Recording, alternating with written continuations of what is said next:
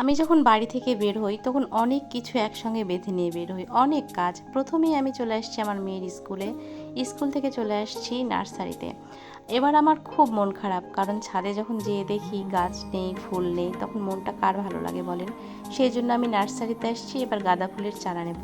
তো বিশ্বাস করেন, এই প্রথম আমি নার্সারিতে আসছি, কিন্তু নার্সারিতে এসে যে আমি এত রকম চারা গাছ দেখতে পাবো আমি কখনোই ভাবিনি।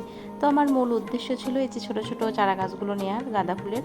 তো গাঁদা ফুলের যে বড় গাছগুলো থাকে সেখানে যে কয়টা কলি থাকে সে কয়টাই ফুল হয়। তো আমার সেই ফুলগুলো নেওয়ার একদম ইচ্ছা নাই, যে ফুলগুলো অনেক দিন ধরে ফুল দেবে আমি সেই ফুলগুলো নিতে চাই। তো এখানে এত রকমের ফুলের চারা দেখে আমার তো চোখ একদম ছানা বড়া হয়ে গেছে।